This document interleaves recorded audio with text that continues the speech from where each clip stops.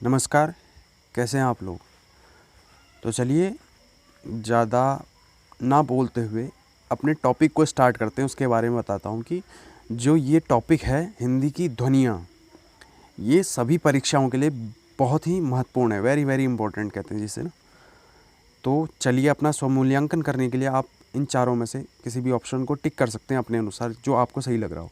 तो चलिए स्टार्ट कर लेते हैं। पहला प्रश्न क्या कह रहा है कि इनमें से कौन सी ध्वनि अवधि में नहीं आती, कह रहा है। नहीं को देख लीजिएगा। तो णों का प्रयोग, जो णों है हमारा आंसर बी, णों का प्रयोग नहीं होता है अवधि में। तो इसके बारे में जो डिटेल है आप लोग देख सकते हैं इसको कि क्या क्या कहना चाह रहा है इसमें, क्योंकि इसे पढ़ाऊँगा तो बहुत टाइम लग जाएगा। और अरे दिख गया यार, चलो कोई नहीं, दिख भी गया तो मैं आपको बता दूंगा। इसके बारे में थोड़ा डिटेल भी है। प्रसन्नता शब्द में कौन सी ध्वनि है। तो प्रसन्नता क्या होता है, प्रसन्नता एक युग्मक है। युग्मक मतलब, या इसे ऐसे कह सकते हैं कि युग्म बना रहा है ना, दो एक समान व्यंजन अपना युग्म बना रहे हैं। तो युग्म मतलब इसका एक नाम और है, क्या है वो ध्वनि में, द्वित्व। हाँ द्वित्व, देखिए द्वित्व समझ में नहीं आ रहा था, द्वित्व भूल गया थोड़ा सा। द्वित्व कहते हैं इसको, और युग्मक भी कहते हैं। और इसके बारे में जो डिटेल है आप लोग वीडियो पॉज करके पढ़ सकते हैं अवश्य, जिससे आने वाली परीक्षाओं में आपको ही लाभ होगा भैया। बार बार पढ़ लीजिए कहना, वो आपके भले के लिए ही है। और इससे पहले अगर आपने नहीं देखी हैं तो 20 वीडियो आ चुकी हैं हिंदी साहित्य से रिलेटेड। और जो हमारा चल रहा है वो है उत्तराखंड हिंदी एलटी और लेक्चरर के लिए बहुत ही महत्वपूर्ण है। तो देख लीजिए, स्वर ध्वनि के प्रकार हैं। देखिए दीर्घ भी होता है, ह्रस्व भी होता है और प्लुत भी होता है। तो तीनों होना चाहिए, इसका आंसर डी। हाँ देख लीजिए, और शायद आप सब लोग जानते होंगे इसके बारे में। स्वरों के उच्चारण में लगने वाले समय को कहते हैं। तो क्या कहते हैं उसको, मात्रा कहते हैं ना, एक मात्रा दो मात्रा के अनुसार। जो इसका डिटेल है उसे आप लोग पढ़ सकते हैं। क्या कह रहा है, सही कथन चुनिए। तो कथन चुन लेंगे भैया, सही कथन हम। क्या कहना चाह रहा है, य और व ध्वनियाँ अर्धस्वर होती हैं। हाँ ठीक है, अच्छा ठीक है, तो हम पहले ही लगा देते हैं आंसर और आगे बढ़ लेते हैं। ये है आंसर इसका। आगे जो डिटेल है उसे आप लोग पढ़ लीजिएगा। ये जो डिटेल दिया गया है आपकी परीक्षाओं में इससे लाभ अवश्य पहुंचेगा। और ये जो प्रश्न करा रहा हूँ, 4 ऑप्शन आपको दिए गए हैं, तो इससे भी आपको बहुत फ़ायदा होगा। देख लेते हैं, इसमें से अंतस्थ वर्ण हैं कौन है कह रहा है। तो य र ल व अंतस्थ वर्ण कहलाते हैं ना, 4 होते हैं। थोड़ा सा जुकाम है, एडजस्ट कर लीजिएगा आप लोग। वॉइस तो क्लियर आ रही है मगर थोड़ा सा भारीपन है आवाज़ में।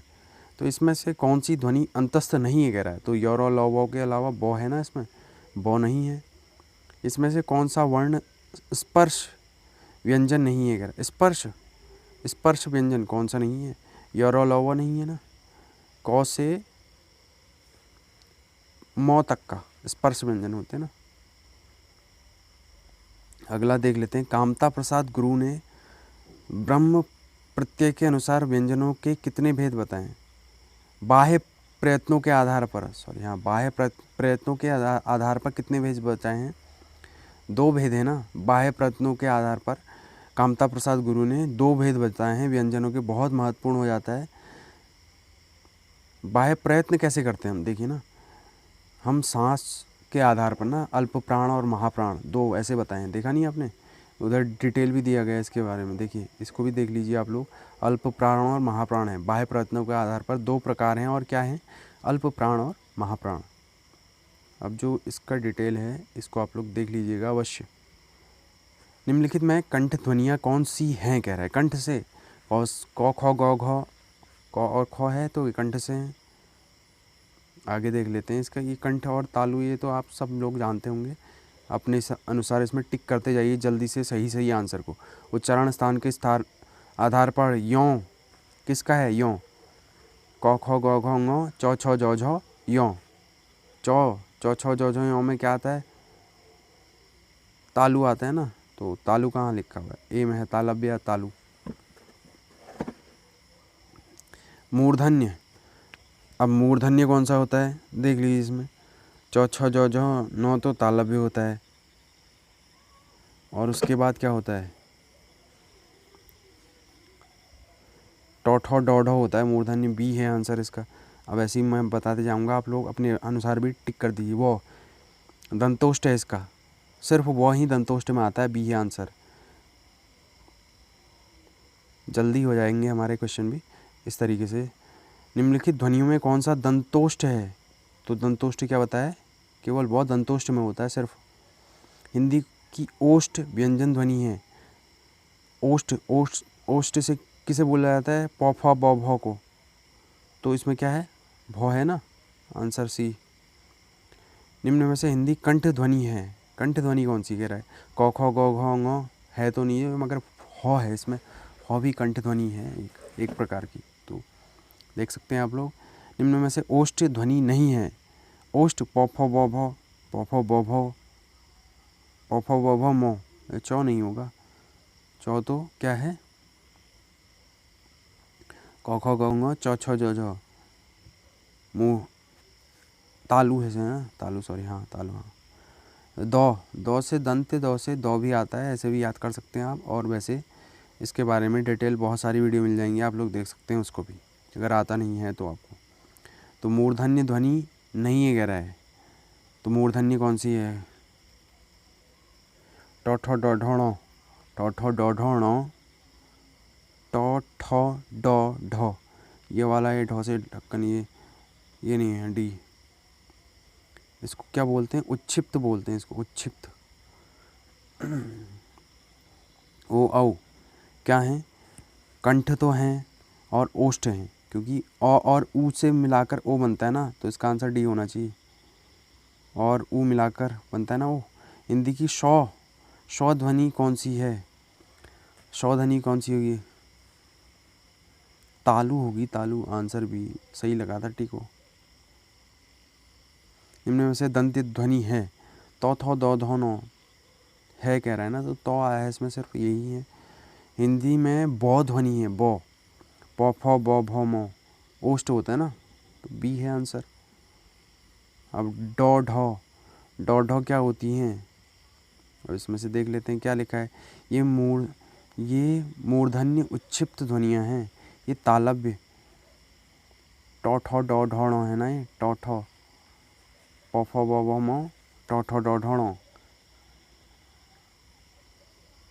मूर्धा होती है, मूर्धा ना, ये मूर्धन्य उच्छिप्त कहा था ना मैंने। इनका प्रयोग शब्द के आरंभ अंत में सर्वत्र किया जाता है, दोनों महाप्राण हैं। अरे भैया, ये मूर्धन्य उच्छिप्त ध्वनियाँ हैं, ये बताया था ना, उच्छिप्त नाम से भी जाना जाता है इनको। हिंदी की अग्र अवृत्ताकार समृद्ध स्वर ध्वनि है। पहले तो पूछ रहा है अग्र, अग्र कौन सी होगी? अग्र होना चाहिए ई। और क्या कह रहा है? समृद्ध, ई होगा ना, बी है आंसर इसका। और देख लीजिए आप लोग भी इसके, आप लोग अवश्य इसके अनुसार अपना नंबरों को भी काउंट करिएगा, क्योंकि आप खेल नहीं समझिएगा इसको। आप सोचिए कि ये प्रश्न हमारे पेपरों में पूछा जा रहा है, इनमें से कौन सा स्वर समृद्ध है? समृद्ध पूछ रहे हैं ना, तो पहले समृद्ध आ और क्या है? आ ई उ ई होगा, सी होगा शायद। निम्न में से अर्धस्वर कहलाता है। देखिए अर्धस्वर क्या है? यौ रौ लौ वौ होता है ना, मगर उसमें से भी यौ को माना जाता है अर्धस्वर। अब देख सकते हैं इसको। निम्नलिखित में से कौन सी व्यंजन ध्वनि स्पर्श संघर्षी कहलाती है ना? देखिए स्पर्श संघर्षी, सभी के सभी स्पर्श तो हैं, मगर संघर्षी कौन सी है? चौ छौ जौ झौ, कौन से सम्मिलित है कह रहे हैं ना। गौ अघोष है, देखिए घोषणा होगी इसमें गौ में। कौ खौ है सिर्फ अघोष। फौ अल्प प्राण है, पौ फौ अल्प प्राण नहीं है, फौ महाप्राण है। सौ ऊष्म है, हाँ सौ ऊष्म है। कौ खौ गौ, गौ घौ ngौ, सौ ऊष्म है कह रहा है, सौ ऊष्म है भैया। टौ ठौ डौ ढौ, सघोष, टौ ठौ, सघोष नहीं है, अघोष है, तो इसका आंसर होना चाहिए सी। अब देख लेते हैं आंसर क्या है, सी है हाँ। अब देखिए ना, इनमें से अघोष अल्प प्राण ध्वनि कौन सी? देखिए जो सघोष होती है ना, 1 2 3 4 5, जैसे हमारा बटा रहता है 5 5 के हिसाब से वर्ण, क ख ग घ ङ। तो इसमें से जो अघोष होती है वो आगे की 2 वाली अघोष होती है। तो इसमें क्या कह रहा है? अघोष। अब इनमें से ही पूछना है हमको, अल्प प्राण कौन सा होगा? पहला वाला। तो जो सबसे पहला होगा वो होगा अल्प प्राण। क होगा अल्प प्राण एक। तो अल्प प्राण पहला, तीसरा और पांचवा होता है अल्प प्राण।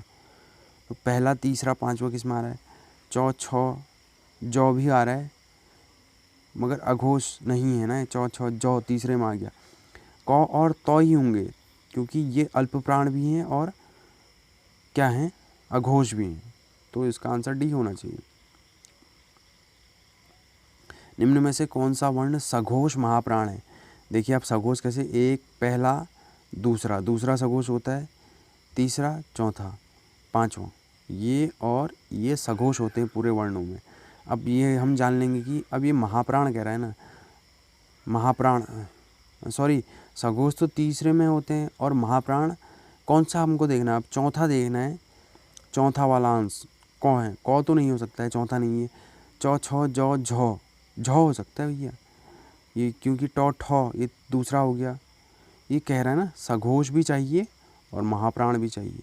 तो महाप्राण तो हमारा तीसरा होगा, चौथा होगा, सॉरी, हाँ हाँ चौथा होगा, ठीक है ठीक है। तो झौ होना चाहिए इसका आंसर मेरे हिसाब से, झौ। इनमें से व्यंजन अल्प प्राण है। अब तो देख लीजिए अल्प प्राण कौन होगा? अल्प प्राण पहला, तीसरा और पांचवा होते हैं। कौ, कौ है नहीं, थौ, तौ, थौ, दूसरा चौ, ये होगा सी आंसर इसका। हिंदी के स्पर्श व्यंजनों के पांचों वर्गों के दूसरे और चौथे वर्ण होते हैं। अच्छा, दूसरा, पहला, दूसरा और चौथा महाप्राण होते हैं भैया। तो ऐसे कर सकते हैं हम इसे। अच्छा, तो निम्नलिखित व्यंजन में कौन सा महाप्राण है कह रहा है ना, तो महाप्राण देख लेते हैं। महाप्राण दूसरा होता है महाप्राण और चौथा होता है। पहला अल्प, तीसरा अल्प, पांचवा अल्प। तो कौन सा होना चाहिए? दूसरा और चौथा में कौन है? कौ नहीं होगा, खौ होना चाहिए था, गौ भी नहीं होगा, टौ ठौ, ठौ होगा ना, क्योंकि ठौ दूसरे में है। तो आंसर इसका डी होना चाहिए। महाप्राण ध्वनियाँ व्यंजन वर्ग की किससे संबंधित होती है? तो महाप्राण कह रहा है पहला तो अल्प प्राण होता है, दूसरा होता है महाप्राण और चौथा, दूसरा और चौथा है कहीं पर? दूसरा चौथा सी में है, आंसर होना चाहिए इसका सी। निम्न में से कौन सा एक अल्प प्राण ध्वनि है? देखिए अल्प प्राण 1 3 और 5 में होता है। देख लीजिए अल्प प्राण कौन होना चाहिए? खौ तो नहीं होगा, दूसरे में आ गया। तौ थौ दौ धौ, धौ भी नहीं होगा, चौथे में आ गया। कौ खौ गौ घौ भी चौथे में आ गया, महाप्राण है। और सबके सब शौ शौ शौ, ये क्या है? ये ऊष्म व्यंजन है, ऊष्म। तो बहुत महत्वपूर्ण है, इसको देख सकते हैं आप। इनमें से ऊष्म व्यंजन नहीं है कह रहा है। शौ शौ शौ हौ, देखिए लौ नहीं है, हौ भी होता है। हाँ, शौ शौ के साथ हौ भी होता है, ये जान लीजिएगा आप। उच्चारण की दृष्टि से शौ शौ सौ व्यंजन किस प्रकार के हैं? तो ऊष्म है, ऊष्मा निकलती है ना इनमें से जब इन्हें बोलते हैं। हाथ लगा के देख लीजिएगा आप अपने मुंह पे। प्रयोग तो अपने अनुसार कर सकते हैं ना, अभी कौन देख रहा है आपको? कर लीजिए, सबके सामने मत करिएगा। मगर अनुनासिक व्यंजन कैसे, कौन से होते हैं? अनुनासिक पंचमाक्षर होते हैं, वर्ण के पंचमाक्षर, ये है आंसर। वर्ग के प्रथमाक्षर लिखा, अच्छा पंचमाक्षर होना चाहिए, डी है। तो मैंने देखा नहीं, पंचमाक्षर लिखा ना, ये प्रथमाक्षर को पंचमाक्षर पढ़ लिया। अयोगवाह कहा जाता है, अयोगवाह। तो अयोगवाह विसर्गों को कहा जाता है। विसर्ग और वो क्या होता है? विसर्ग और अनुस्वार, हाँ दिख तो गया। हिंदी में अनुस्वार किस ध्वनि का सूचक नहीं है? अच्छा, अनुस्वार पूछा है ना, तो अनुस्वार यो का नहीं है। यो भी होता है, डॉ, ये ङ भी होता है, ण भी होता है, सिर्फ यो नहीं होता है। वर्णमाला किसे कहते हैं? तो वर्णमाला वर्णों के व्यवस्थित समूह को कहते हैं। वर्णमाला वर्णों के संकलन को नहीं कह सकते क्योंकि व्यवस्थित होना चाहिए ना। अब देख लीजिए हिंदी भाषा में कितने व्यंजन हैं। व्यंजन पूछा है तो 33 है भैया।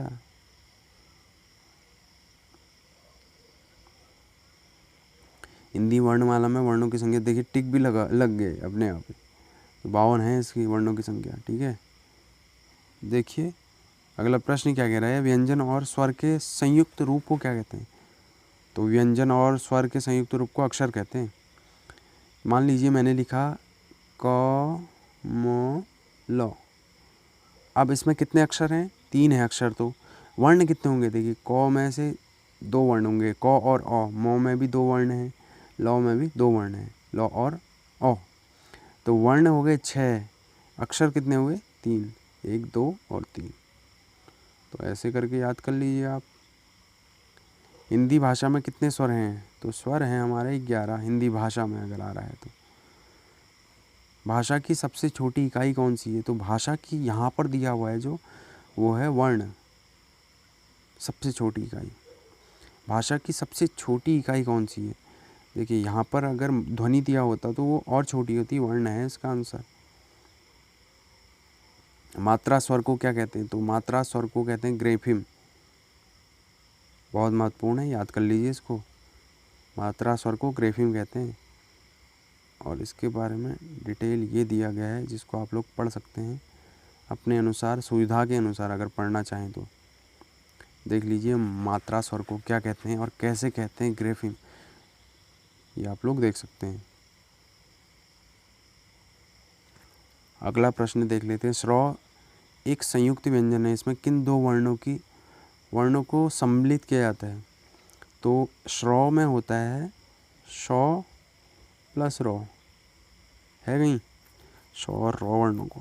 हाँ, बी है आंसर, सी है आंसर इसका, सॉरी। लिखित भाषा में विचारों को कैसे व्यक्त करते हैं, तो लिखित भाषा में विचारों को लिखकर करते हैं यार।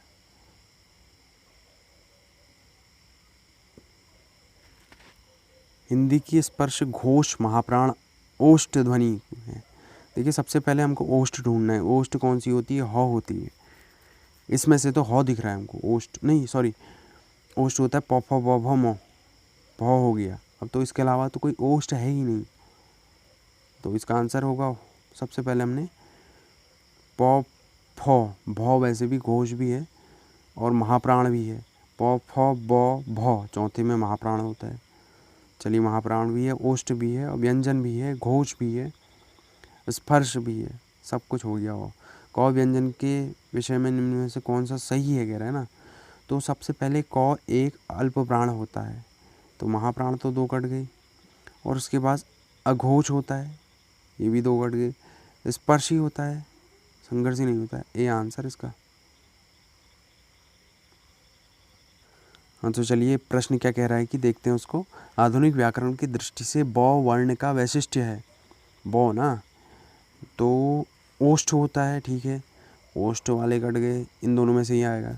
तो स्पर्श तो होता ही है, और क्या होता है, प फ ब अल्प प्राण होता है, अघोष नहीं होता है, सघोष होता है। तो ये सघोष लिखा है मगर यहाँ पर महाप्राण लिखा है, ये भी कट गया। तो इसमें घोष किसमें है, घोष इसमें ही है। तो द्वयोष्ठ होता है क्या, स्पर्श होता है, अल्प प्राण होता है, घोष होता है तीसरे नंबर पे ना, और निरानुनासिक होता है। तो यही सही लग रहा है इसमें, क्योंकि द्वयोष्ठ के बारे में तो मुझे पता नहीं, ओष्ठ तो होता है। देख लेते हैं इसका आंसर क्या है। हाँ देखिए आंसर बी है इसका। तो अगर आपको आता भी ना होगा ना तो तब भी आप लोग इसको सही कर सकते हैं, अगर आपको वो आता है कि अघोष सघोष आता है तो सही से। क्या कह रहा है, पाणिनि शिक्षा में ध्वनियों को वर्गीकृत करने में कौन सा 5 आधार स्वीकार किए गए पाणिनि शिक्षा में। तो स्वर तो होगा भैया, काल भी होना चाहिए, स्थान भी होना चाहिए, प्रयत्न भी होना चाहिए, और काल प्रयत्न देख लेते हैं यार, इसको थोड़ा समझ में जैसा नहीं आ रहा है। डी है आंसर इसका। अनुप्रदान के बारे में कुछ पता नहीं था ज़्यादा मुझे डिटेल, इसके बारे में पढ़ लेते हैं। पाणिनि ने कहा है कि आत्मा बुद्धि के द्वारा अर्थों को जानकर दूसरों को बताने की इच्छा से मन को प्रेरित करता है। प्राणवायु डर स्थल से आहत होकर मंद स्वर को उत्पन्न करता है। कंठ से टकराकर मध्य स्वर, सिर से टकराकर ताप स्वर बनता है। वहीं मुख में आकर वर्ण बनता है। वर्णों के विभाग भी स्वर में से, काल से, स्थान से, प्रयत्न से और अनुप्रदान से तय होते हैं। अच्छा, तो देख लीजिए कितना बेहद इम्पोर्टेंट है। अगर आएगा नहीं तो आपको समझ लीजिए कैसा है हाल आपका। देवनागरी लिपि बहुत महत्वपूर्ण टॉपिक है, इसे पढ़ लेते हैं थोड़ा सा। देवनागरी लिपि का सर्वप्रथम प्रयोग किस राज्य में हुआ था? तो वो था गुजरात में, धारशिल। क्या था गुजरात में? कुछ भट्ट का शिलालेख था यार, याद नहीं आ रहा है अभी। थोड़ा सा इसका डिटेल में शायद क्या पता दिया हो। हाँ, क्या है, गुजरात से ही हुआ था ना, किसी का शिलालेख मिला था यार। वो थोड़ा सा डिटेल इसके बारे में आप लोग पढ़ लीजिए। कौन सी भाषा देवनागरी लिपि से में लिखी जाती है कह रहा है? तो देवनागरी इसमें देखिए मराठी लिखी जाती है बस। ये गुजराती, बंगला, पंजाबी लिखे नहीं जाते हैं। आप लोग इसे, आप लोगों को बताया जाता है कि ना गुजराती, पंजाबी, तो मराठी है इसका आंसर। बस इतना ही याद रख लीजिए। हाँ, और देख लीजिए ना, कोंकणी, सिंधी, कश्मीरी, नेपाली, संताली और ये होते हैं, मगर ना ही गुजराती होता है, ना ही बंगला होता है। और क्या दे रखा था इसमें? पंजाबी, ना ही पंजाबी होता है। पंजाबी की अपनी एक लिपि है, क्या है उसका नाम? गुरमुखी है। हिंदी में किस लिपि में लिखी जाती है? तो हिंदी नागरी लिपि में लिखी जाती है, बहुत महत्वपूर्ण है। देवनागरी या नागरी कह सकते हैं उसको ना। तो अगला प्रश्न देख लेते हैं। देवनागरी लिपि में स्वर वर्णों की संख्या, अरे भैया देवनागरी लिपि में 11 ही होते हैं, 13 किसी भी प्रकार से नहीं हमें भ्रमित कर सकते हैं आप। संघ की राजभाषा हिंदी और लिपि देवनागरी होगी और संविधान के किस अनुच्छेद से? अनुच्छेद 343 और इसका भी पहला या ए दे रखा है, हो सकता है उसमें कहा गया है। इसके डिटेल को ये देखिए, हाँ ये दिया है ना, आप लोग इसको डिटेल अवश्य पढ़िएगा, इससे प्रश्न आए हैं। भारत में हिंदी को संविधान की किस धारा के अंतर्गत राजभाषा को? धारा है 343 ए, देखिए यहाँ पर 2 भी दिया है ना। ऐसे फंस सकते हैं अगर आपको आता नहीं होगा तो, पढ़ा नहीं होगा ढंग से तो आपने। हिंदी के किस अनुच्छेद के अंतर्गत हिंदी को संघ की राजभाषा का दर्जा मिला है? 343 ए है इसका आंसर। संविधान के किस अनुच्छेद में कहा गया कि संघ की राजभाषा हिंदी और देवनागरी और लिपि देवनागरी होगी? 343 है, ए है आंसर इसका। किस तिथि को हिंदी को राजभाषा बना, अरे ये दिख गया शायद ना आपको, चलो कोई बात नहीं, दिख भी गया है तो 14 सितंबर 1949 ही है इसका आंसर। और चीज़ 26 जनवरी 1950 को हुआ था, मगर इसका 49 है। भारत की राजभाषा क्या है? देखिए मैंने बताया था इससे पहले कि भारत की राजभाषा हिंदी के अलावा कोई और नहीं है। हिंदी और अंग्रेजी दिया हुआ है ना, तो ये आंसर नहीं है। अगर आंसर टिक करिएगा ए। संविधान के अनुच्छेद 351 में किस विषय का वर्णन किया गया है? तो बता देते हैं आपको, 343 में राजभाषा के, 344 में, 344 में क्या बोलते हैं उसे, थोड़ा यार, राजभाषा अधिनियम के बारे में कुछ बताया गया। 351 में बता देता हूँ कि हिंदी भाषा के विकास के संबंधी निर्देश दिया गया है। इसमें बताया गया है कि आपको हिंदी भाषा का प्रचार प्रसार करना होगा, इसका विकास करना होगा, इसके बारे में निर्देश दिया गया है। 51 में कभी फुर्सत होगी तो मैं आपको 343 से 351 तक का पूरा डिटेल दे दूंगा और आपको हमेशा याद भी रहेगा वो, ऐसे आपको बता दूंगा। बहुत महत्वपूर्ण भी है वो। देवनागरी लिपि का विकास एवं विशेषता देख लेते हैं। लिपि का विकास माना जाता है तो देवनागरी लिपि का विकास किससे माना जाता है? खरोष्टी से, नहीं सॉरी, ब्राह्मी लिपि से। खरोष्टी जो कह रहा, खरोष्टी से तो द्रविड़ होती है, खरोष्टी से द्रविड़ का माना जाता है, सी है इसका आंसर। अब देख लीजिएगा, खरोष्टी से, खरोष्टी लिखा हुआ। देवनागरी का विकास किस लिपि से हुआ था? तो देवनागरी का तो ब्राह्मी से हुआ था, याद कर लीजिए। देवनागरी लिपि का विकास किससे हुआ था? तो ब्राह्मी से हुआ था, बी है आंसर। देवनागरी लिपि का विकास ब्राह्मी, डी है आंसर इसका। और भी आप लोग देख सकते हैं, प्राचीन देवनागरी लिपि का विकास किससे हुआ था? यार ये हर बार दिख जा रहा है, दिख तो नहीं रहा है मगर फिर भी थोड़ा सा। तो प्राचीन देवनागरी लिपि का विकास हुआ था कुटिला लिपि से। तो ऐसे लिपि के बारे में बहुत डिटेल आती है, आप लोग पढ़ लीजिएगा इसको। और जो देखिए इसे डिटेल को मैं फिर से बता दे रहा हूँ, ये लोग आप लोग इसको अवश्य देखिएगा। ये जो डिटेल दे रखा है, देवनागरी लिपि सबसे बड़ी विशेषता क्या है? अच्छा, सबसे ज़्यादा अधिक विशेषता है ना जो, वो है हिंदी भाषा की लिपि होना, ये तो है। प्राचीन लिपि होना, ये भी अनेक भारतीय। सर्वाधिक वैज्ञानिक लिपि होना है इसका। एक ध्वनि के लिए संकेत एक ही होता है इसका, ये है इसकी विशेषता। आप लोगों को गर्व होना चाहिए ऐसी भाषा पर। हिंदी भाषा हमारी है, कितनी वैज्ञानिक है बताइए। निम्नलिखित में से कौन सी विशेषता देवनागरी की नहीं है, कह रहा है ना। इसमें जैसा उच्चारण किया वैसा ही लिखा जाए। इसमें एक ध्वनि के लिए एक ही प्रतीक, इसमें शिरोरेखा प्रयोग मत विकास की दृष्टि से लिपि ब्राह्मी और खरोष्टी की समकालीन है। यही गलत है। कहाँ है समकालीन ब्राह्मी और खरोष्टी की? वो पहले आ चुकी थी ना, सत्य नहीं है कह रहा है फिर से ना। तो देख लेते हैं, दाएं से बाएं, दाएं से बाएं नहीं लिखी जाती है भैया, ये तो उर्दू लिखी जाती है लिपि। दाएं से बाएं से दाएं लिखी जाती है, ये है आंसर। अरे इसमें क्या दे रखा है और? अच्छा, जो डिटेल दिया है उसे आप लोग पढ़ लीजिएगा, मगर इसका आंसर ये होना चाहिए।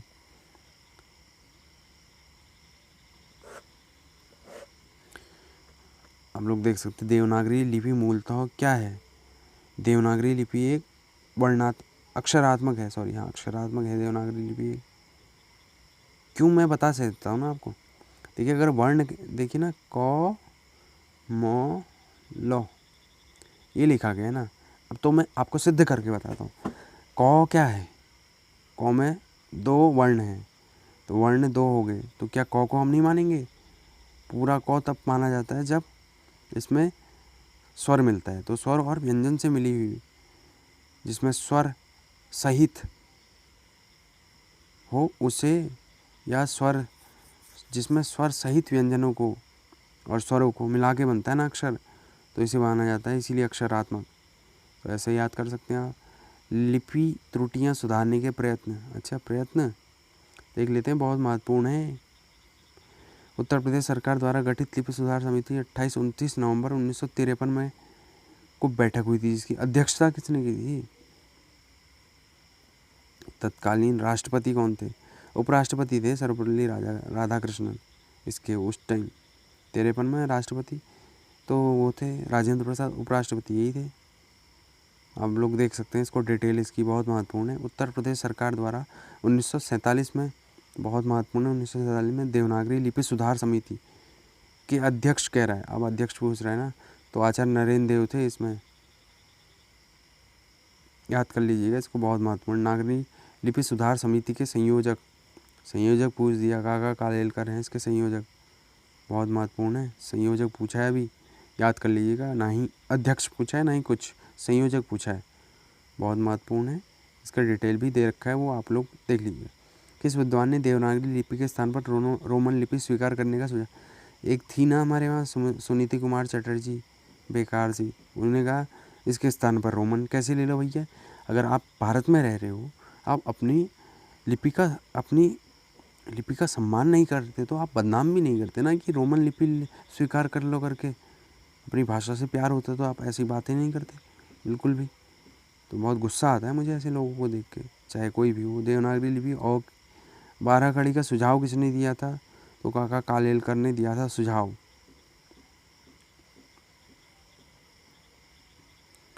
हाँ देखिए, सावरकर बंधुओं ने ना, सावरकर बंधुओं ने भी दिया था, तो इसमें दोनों आते हैं तो दोनों हो जाता। पंजाबी की लिपि मैंने आपको बताया था ना गुरुमुखी है, तो कैसे हो सकती है वो देवनागरी? गुरुमुखी है। आप देख सकते हैं इसके डिटेल को।